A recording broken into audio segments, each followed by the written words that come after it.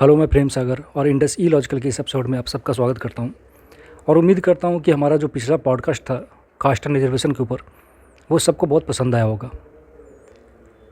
बहुत सारे लोगों ने कमेंट किया, बहुत सारे लोगों ने प्रश्न पूछे हैं, तो मैं पंकज सर को फिर से मैंने इन्वाइट किया है ताकि वो जो प्रश्न पूछे गए हैं उनका उत्तर वो दे सकें। तो चलिए आज पंकज सर से बातें करते हैं और उन सारे प्रश्नों के उत्तर हम जानते हैं उनसे। सर, आपका बहुत बहुत स्वागत एक बार मैं फिर से करता हूँ धन्यवाद। अपने चैनल के ऊपर। और सबसे पहले तो सर मैं ये कहना चाहूँगा कि हमारा जो पिछला पॉडकास्ट रहा वो काफ़ी बेहतरीन रहा, एज एक्सपेक्टेड।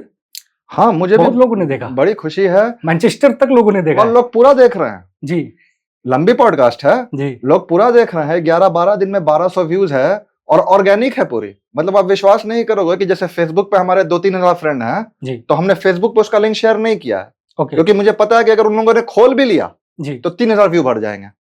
अच्छा तो इसलिए मैं देखना चाहता कि ऑर्गेनिकली कितने बढ़ रहे हैं।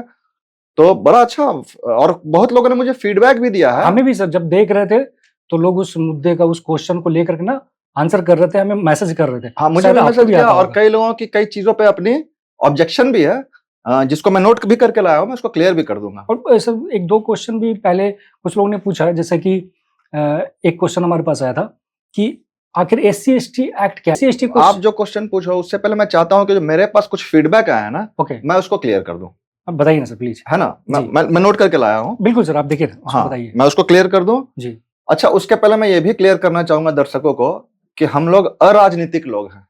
बिल्कुल we are apolitical people. जी हम लोग को राजनीति से कोई मतलब नहीं है। राजनीति का मतलब हम लोग के लिए इतना ही है कि चुनाव के दिन जाकर के वोट देकर आना है। ना हम लोग किसी की पार्टी की प्रचार करते हैं, ना किसी पार्टी की रैली में जाते हैं, ना किसी सभा में जाते हैं। डेफिनेटली। तो अगर किसी को यह गलत फहमी हो गई है कि हम लोग किसी पार्टी से जुड़े हुए हैं तो ये बात को बिल्कुल अपने दिमाग से निकाल दीजिए। अब लोगों की जो रिजर्वेशन है कहाँ कहाँ है मैं वो आपको बता देता हूं। जैसे एक सज्जन ने मुझसे कहा है। हाँ, एक बात मैं और कहना चाहूंगा जी कि ये हम लोग की लाइव शूट है।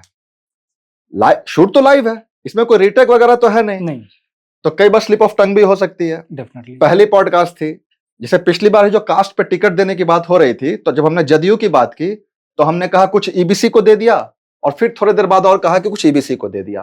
तो एक्चुअली वो पहला ईबीसी में कहना चाह रहा था कि कुछ कुशवाहा को दे दिया। तो ये थोड़ी थोड़ी चीजें, और दोबारा में मैं कहना चाहता कि ईबीसी को दे दिया। जी तो जी ये थोड़ी थोड़ी स्लिप ऑफ टंग होने की गुंजाइश हमेशा वो रहेगी। तो हमेशा रहती है सर। हमेशा रहेगी। जी अच्छा, हाँ, एक सज्जन ने लिखा है कि आपने कहा कि ओबीसी की तरफ ध्यान नहीं दिया गया, अनदेखा किया गया। इसमें राहुल गांधी का कोई दोष नहीं है। इसमें उनका क्या दोष है कि आप उनके बारे में कह रहे हो? देखिए, इस स्कूल ऑफ थॉट से मैं भी सहमत हूं कि उनका दोष नहीं है। और मैं तो उसके एक स्टेप ऊपर भी सोचता हूं कि 2 cross will not make a tick. मतलब 2 गलतियां मिलकर एक सही नहीं बना बनती। सकती बिल्कुल। लेकिन अगर इसमें राहुल गांधी का दोष नहीं है, उनसे सवाल नहीं पूछा जाएगा, तो फिर कांग्रेस ने जो अच्छी अच्छी काम भी किए होंगे उसका राहुल गांधी श्रेय तो नहीं ले पाएंगे नहीं ना। ले पाएंगे। फिर वो क्यों कहते हैं दादी ने ऐसे किया, दादी ने यह काम किया था? कहते हैं ना कांग्रेस ने यह काम किया था, जी हर चीज के लिए पब्लिक सेक्टर खड़ा किया था। तो फिर उसका श्रेय भी उनको नहीं लेना चाहिए। नहीं लेना चाहिए। ये पहली बात है। दूसरी बात, अगर मैं ओबीसी हूं और मेरे दिमाग में यह प्रश्न आ रहा है कि भाई 70 साल तक अगर कांग्रेस ने राज किया तो क्यों एक भी प्रधानमंत्री, एक भी राष्ट्रपति, एक भी उपराष्ट्रपति क्यों नहीं बनाया? क्यों यूपी में एक भी मुख्यमंत्री नहीं बनाया? क्यों बिहार में नहीं बनाया? तो ये सवाल मैं फिर किससे पूछूंगा? कांग्रेस से ही पूछूंगा। जी बिल्कुल। और कांग्रेस से अगर मैं पूछूंगा तो जवाबदेही किनकी बनेगी? आज के जो उनके लीडर हैं उन्हीं की बनेगी, जो सारी यात्राएं निकालते हैं, जो सारी चीजों को मैनेज करते हैं। तो कहीं ना कहीं जिनसे हमें उत्तर की उम्मीद है और वही जब प्रश्न करेंगे तो कैसे होगा ये? फिर तो ये सही नहीं है ना। और दूसरी बात, मैं ये बीजेपी से तो नहीं पूछ सकता कि आपने 70 साल तक क्यों नहीं बनाया। वो तो 70 साल तक सत्ता में नहीं थे। और मैं उनसे पूछूंगा कि आपने 70 साल तक कोई ओबीसी प्रधानमंत्री क्यों नहीं बनाया, तो मैं कितना बेवकूफ लगूंगा। मेरी बातों की फिर क्या प्रामाणिकता रह जाएगी जब तीसरा टर्म नरेंद्र मोदी जी का ही है। मैं उनसे कैसे पूछूंगा कि आपने यूपी में क्यों नहीं बनाया एक भी ओबीसी मुख्यमंत्री, जब शुरुआत ही कल्याण सिंह जी से हुई, मध्य प्रदेश में शिवराज सिंह चौहान साहब, है ना, उमा भारती जी, अभी मोहन यादव, तो फिर तो मैं बेवकूफ लगूंगा। और अगर मैं कांग्रेस से प्रश्न पूछ रहा हूं क्योंकि वही मुद्दा उठा रहे हैं, तो लोग इस पे आपत्ति कर रहे हैं। तो आपको ये बात समझनी पड़ेगी। दूसरा एक और क्या प्रश्न था लोगों का, हाँ उसके पहले एक और चीज है। पिछला बार कुछ लोगों ने नोटिस किया था, हम लोगों ने वीडियो अपलोड किया, हाँ और वीडियो जब अपलोड किया जी, तो 2-3 घंटे के अंदर मुझे लगता है कि 175 व्यू हो गई थी, डेफिनेटली सर, और 60 व्यूइंग आवर भी हो गए थे। ज़्यादा हो गया था सर उससे, फिर हम उसको हटाने में तो अपना नुकसान हुआ है, पर डेफिनेटली कुछ मजबूरी थी, हम लोग को वो वीडियो हटानी पड़ी, कुछ पोर्शन हम लोग को कट करने थे, ऐसा हम लोग को कहा गया। हाँ अब हम लोग को भी नियम के साथ ही चलना है ना। बिल्कुल, अगर यूट्यूब की कुछ पॉलिसीज है तो उस पॉलिसीज को मानना है, देश के अगर कुछ कानून है तो उसको मानना है, डेफिनेटली जिसके लिए अगर हम अवेयर नहीं है, भूल हो गई है, तो जैसे ही बताई जाएगी तो हम लोग को हटाना है। जी, तो इसलिए आप देखेंगे कि जो 2-3 मिनट का हम लोगों ने काटा है, तो कंटिन्यूटी ब्रेक भी है थोड़ी सी, हाँ है ना, थोड़ी कंटिन्यूटी ब्रेक भी लोगों है, को पता चल जाएगा सर कि वो वहाँ तो पे पता चल ही जाएगा। जी, तो एक्चुअली उसमें कहना क्या मैं चाह रहा था, जैसे आप एक बात समझो, कोई अगर एससी के विद्यार्थी हैं, एससी एसटी के, अगर यूपीएससी का फॉर्म भरा है और प्रिलिमिनरीज में उनकी जो मार्क्स है, वो जो जनरल का कट ऑफ है उससे 1 नंबर कम रह गया है, ठीक है, पीटी में, तो उनकी रिजल्ट तो जनरल में नहीं आएगी, नहीं आएगी, क्योंकि जनरल का नंबर ही नहीं आया उनको, एससी में आएगी, आएगी ना। बिल्कुल, उसके बाद भले वो टॉप ही क्यों ना कर जाए मेंस में, इंटरव्यू में, फाइनली उनकी रेटिंग ऑल इंडिया 1 रहे रैंकिंग, फिर भी उनकी रिजल्ट तो एससी में ही आएगी।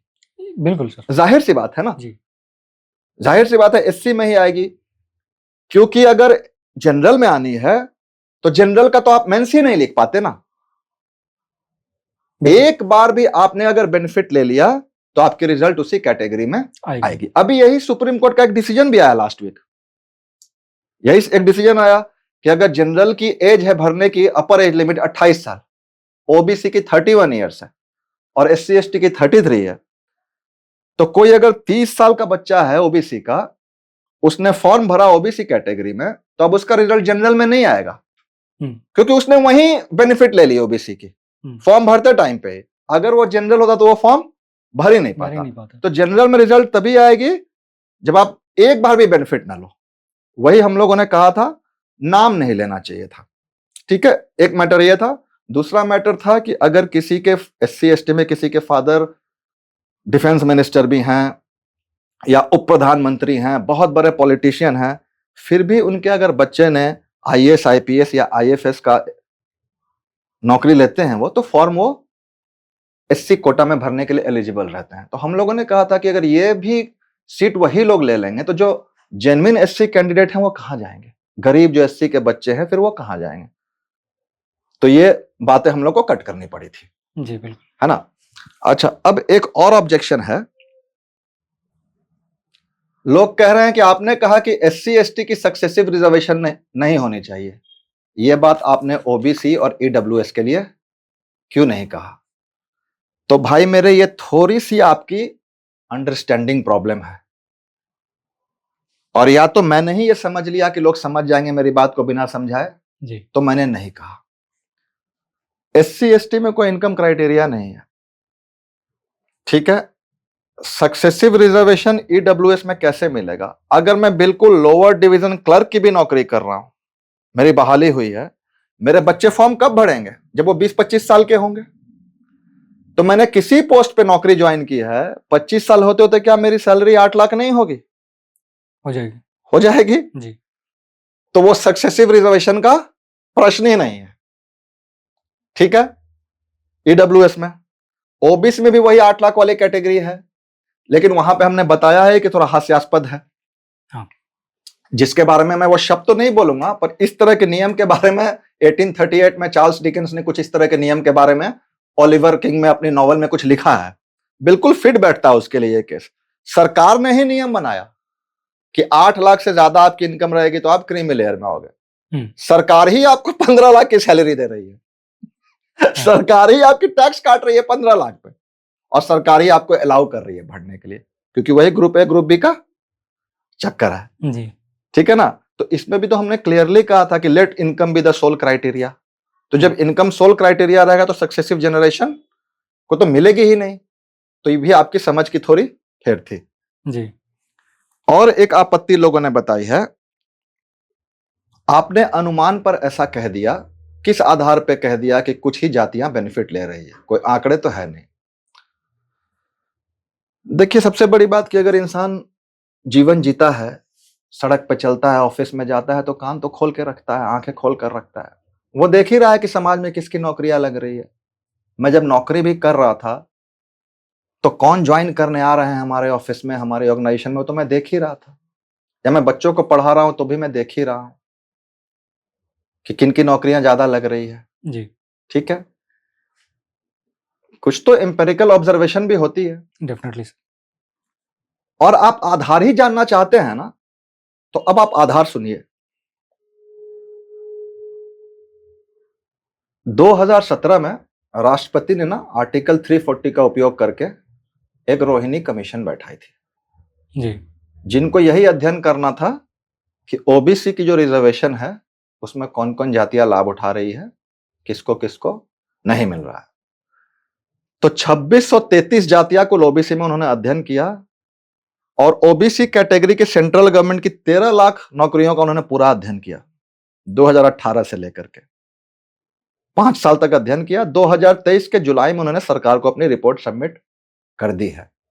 ठीक है, उस रिपोर्ट में यह बात आई है कि 97% जो नौकरियां हैं वो केवल 25% जातियां ले रही है, 97%।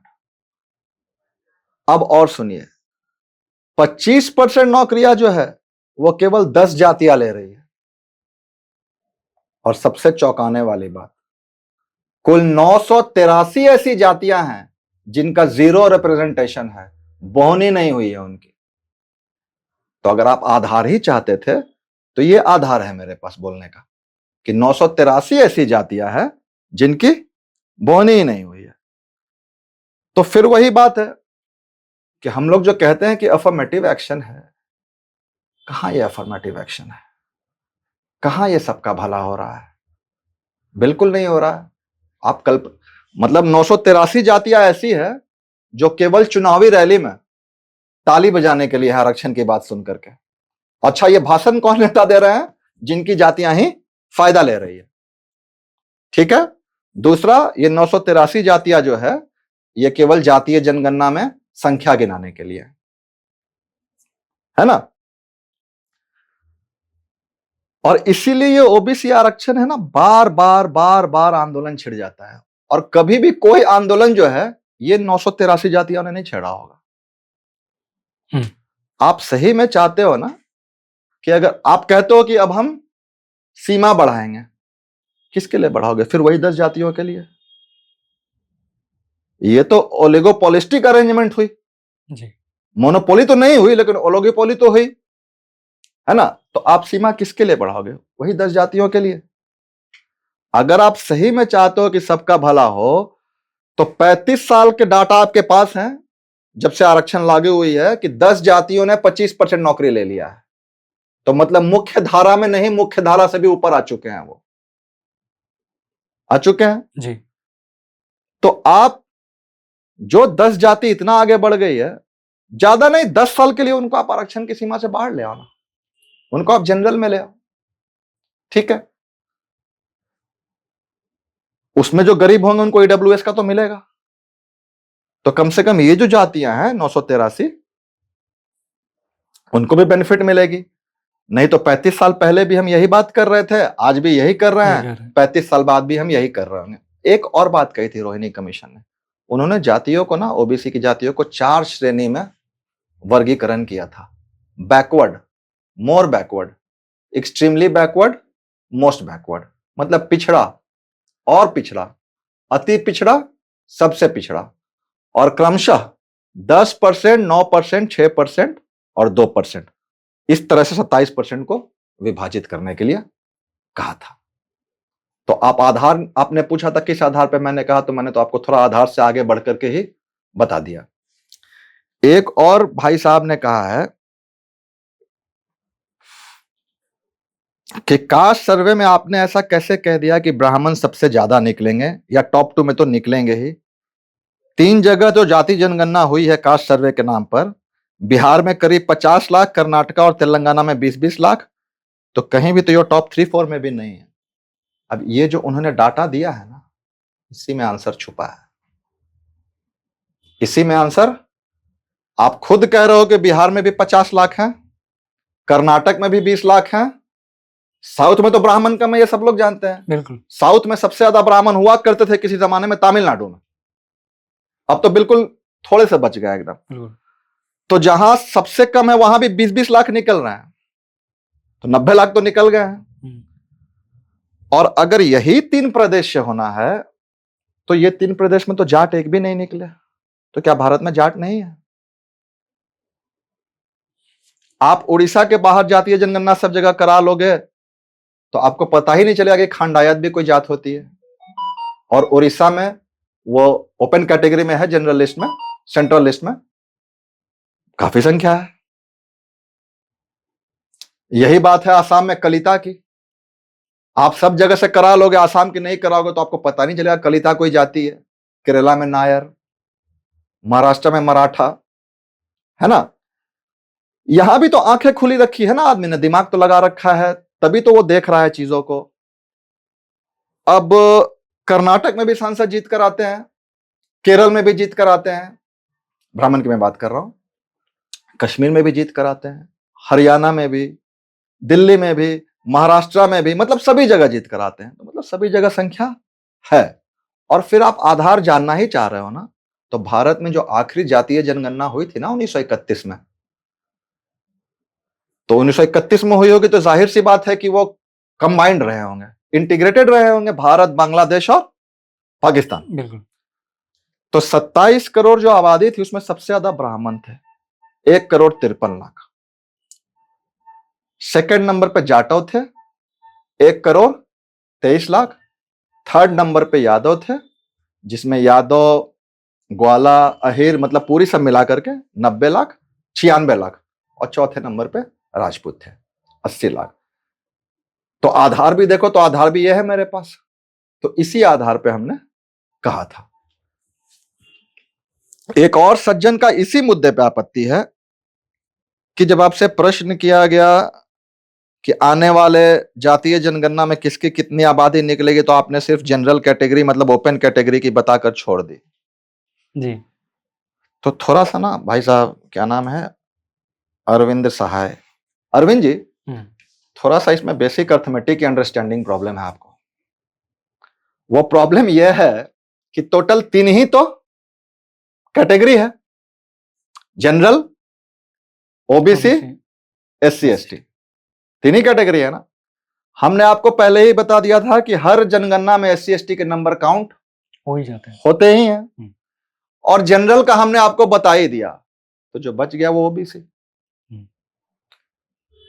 100 चॉकलेट हैं आपके पास और आपको मालूम चल गया कि 30 आपकी बहन के पास है और 40 आपके भाई के पास है और आप ही 3 लोग हैं, तो अब आपको आपका मालूम नहीं चल जाएगा।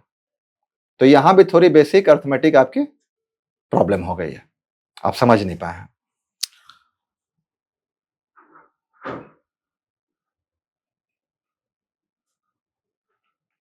हाँ, अब ये एक और आपत्ति है, ये बड़े जोर शोर से इन्होंने आपत्ति बताई है, बाढ़ के रहने वाला है इंटक, मैं नाम नहीं लूंगा उस वाले कि किसके बारे में इन्होंने कहा है। अच्छा सर।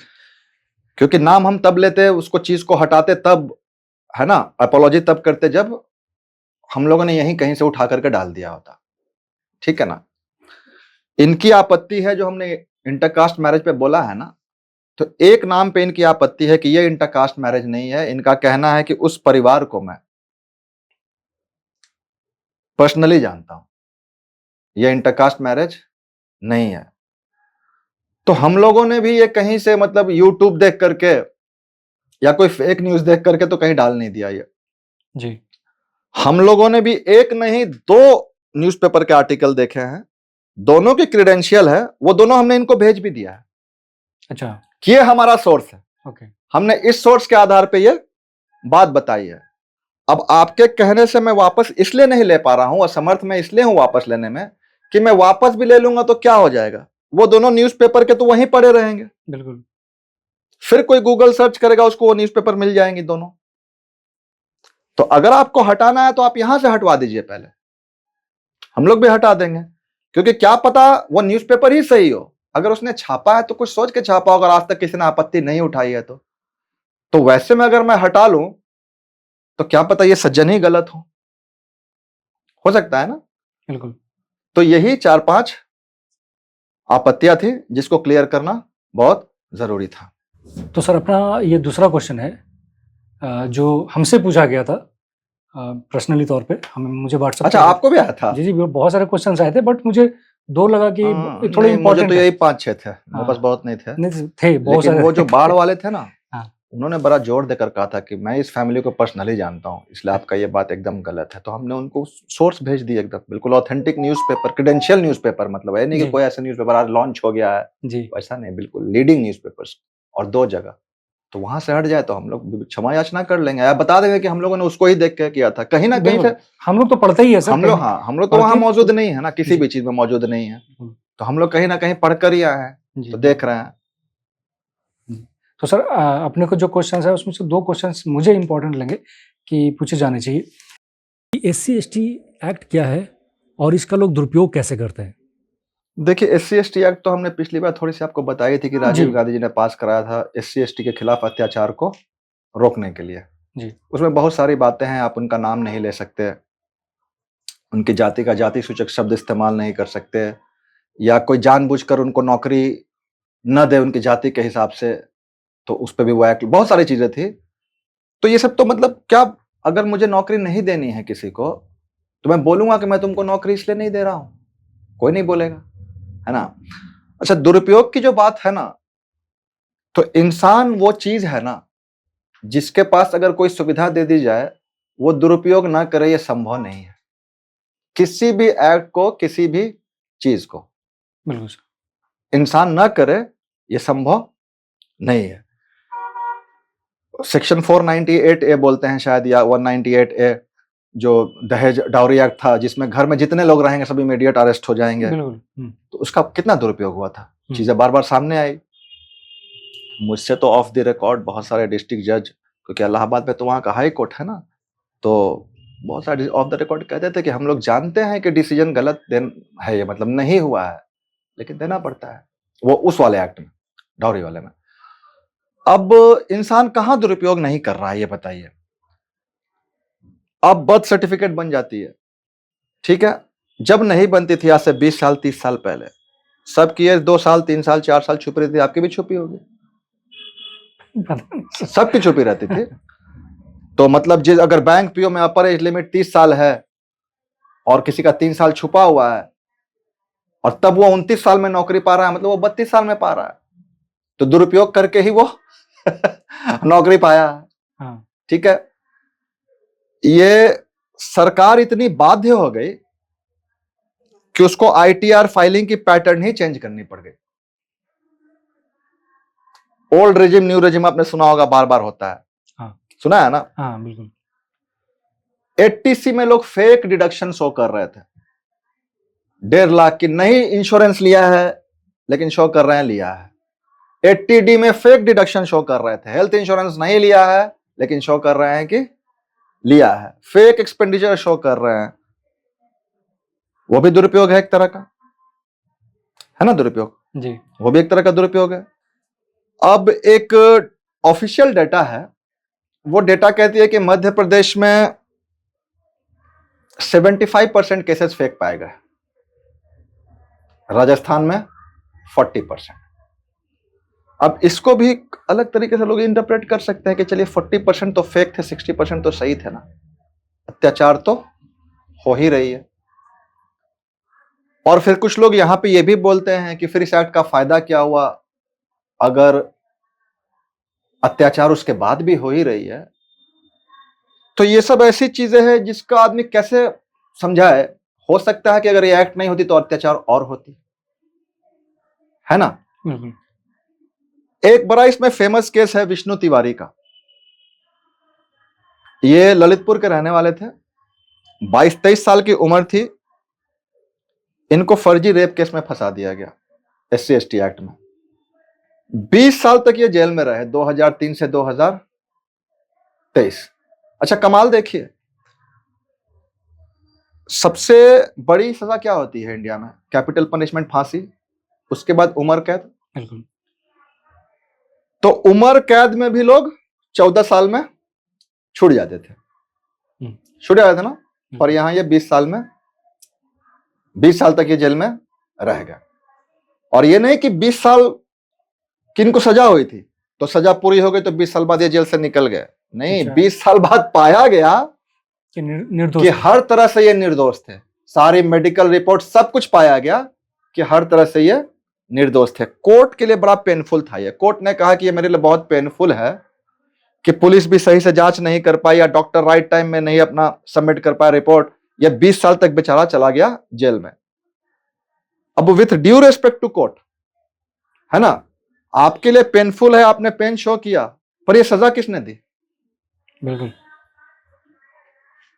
उसके बाद भी आपने सुधार किया तो कैसे? हमारे लिए तो ये भी बड़ा पेनफुल है कि आपने 20 साल की सजा ऐसे ही दे दी, या सजा आपने नहीं दी होगी, भी केस चल ही रहा होगा, चलता ही जा रहा होगा। जब ये आदमी 43 इयर्स का हुआ, 2023 में निकला जेल से, इसके परिवार में कोई नहीं था क्योंकि 23 साल में इसकी शादी भी नहीं हुई थी। एक केवल इसके बड़े भाई थे, जिसके पास केवल 600 रुपए थे टोटल, उसके अलावा कुछ नहीं था। अब SC ST एक्ट में एक इमीडिएट अरेस्ट का प्रावधान है। तो एक बड़ा फेमस केस है काशीनाथ महाजन केस, इसको कभी गूगल पे आप सर्च कीजिएगा।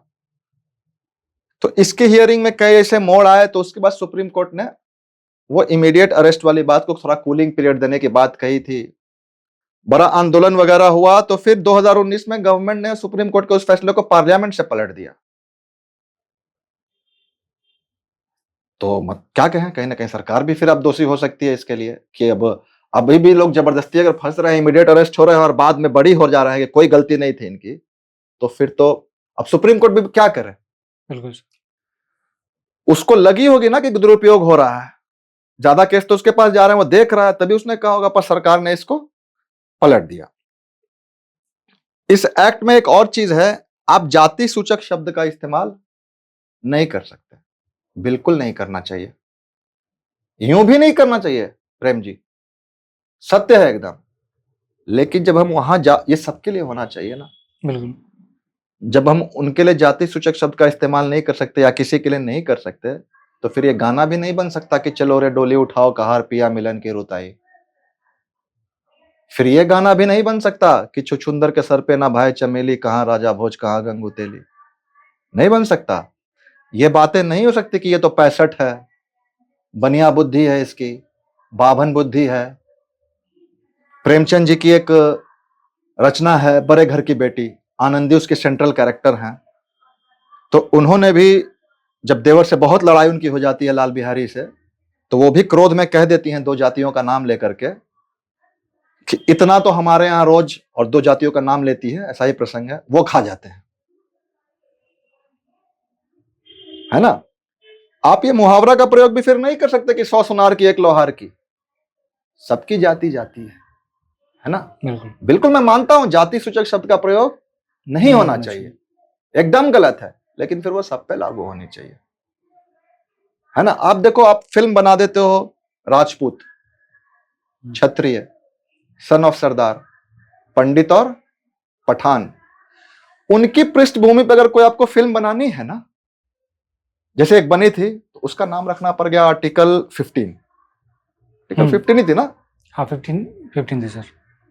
आयुष्मान खुराना थे, ऐसा ही कुछ था कि 315 थी, ऐसा ही कुछ था। मतलब आगे में आर्टिकल कुछ लगा के, मतलब उस तरह से नाम नहीं दे पाए वो। अगर किसी और कास्ट की होती तो वो शायद वो जाति का ही नाम पड़ जाता, जो भी है। तो मैं भी मानता हूं कि बिल्कुल नहीं होनी चाहिए। SC ST को पूरा सम्मान मिलना चाहिए, हर इंसान को मिलना चाहिए, लेकिन समान रूप से ना।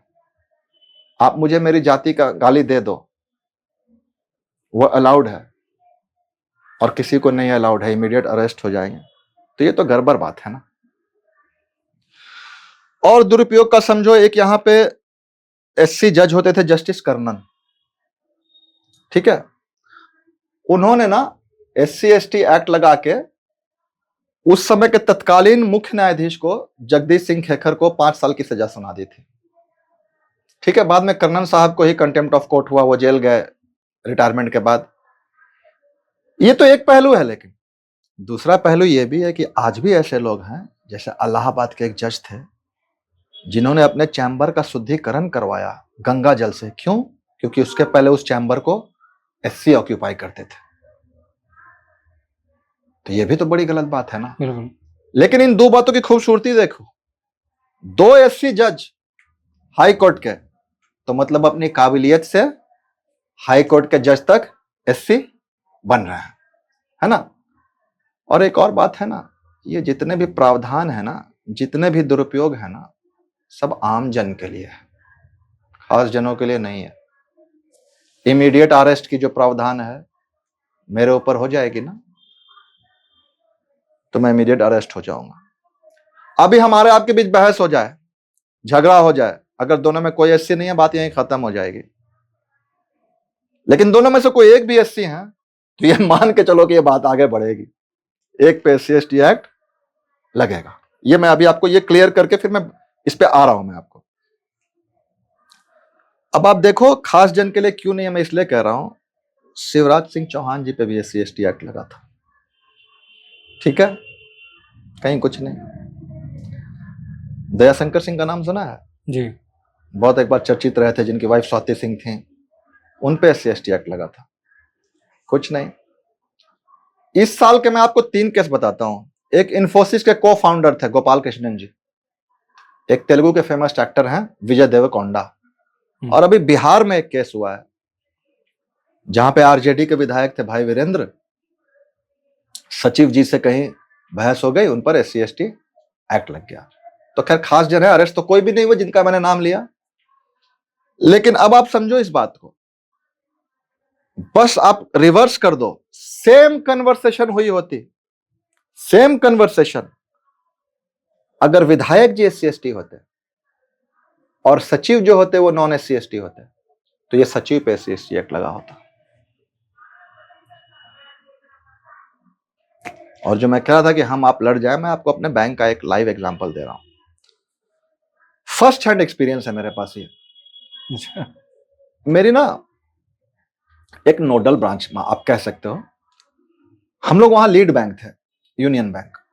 लीड बैंक का मतलब मान के चलो कि उस जिले में अपनी 70-75 ब्रांच थी, और अपने आरआर भी जो थे काशी गोमती बैंक, उसकी भी 70-75 ब्रांच होगी, मतलब 150 ब्रांच जिले में अपनी होगी। लीड बैंक थे हम लोग, और सबके सब कोर बैंकिंग थे। उसमें मेरी ब्रांच जो थी ना विकास भवन के अंदर थी। अब विकास भवन आप समझ लो कि सारे ऑफिसेज वहीं, डीएम वहीं बैठते हैं, एसपी वहीं बैठते हैं, तहसीलदार वहीं, सारा ऑफिस, ट्रेजरी ऑफिस वहीं, डीआरडीए, डूडा, समाज कल्याण, जिला प्रोबेशन, सब ऑफिस उसी बिल्डिंग में। तो सारे सरकारी काम मेरे पास ही रहते थे। ये 2009 की बात रही होगी, मायावती जी का सरकार था, उन्होंने काफी सारे अंबेडकर गांव भी बना रखे थे। और जब मायावती जी का कहीं दौरा लगना होता था ना, तो आप समझो कि हालत खराब हो जाती थी सारे अधिकारियों की जिले में, किसको किस चीज का पैसा पहुंचा है कि नहीं पहुंचा है। तो समाज कल्याण से एससी एसटी उत्पीड़न मेरे पास भागा भागा उनका बाबू लेकर आया कि सर इसको तुरंत कर दीजिए आज। अब मैं नाम नहीं लूंगा, वो बाबू का, उस क्लर्क का मैं नाम नहीं लूंगा, वो नाम लेना ठीक नहीं है। बिल्कुल जी। और जिनके बारे में मैं बोल रहा हूं उनका भी मैं नाम नहीं लूंगा, क्योंकि नाम लेना ठीक नहीं है, और जिनके बारे में मैं बोलूंगा उनका तो नाम आप ले भी नहीं सकते एज पर लॉ, ठीक है।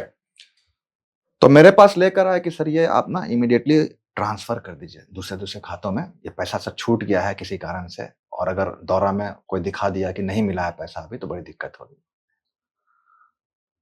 तो एक तो यूं भी मुझे काम करने का कीड़ा रहता ही था, तो तुरंत मिले तुरंत खत्म करो, तो मैंने करने लगा। तो अचानक मैं देखा ना, हम लोग की स्टाफ की एक कोड होती थी 207।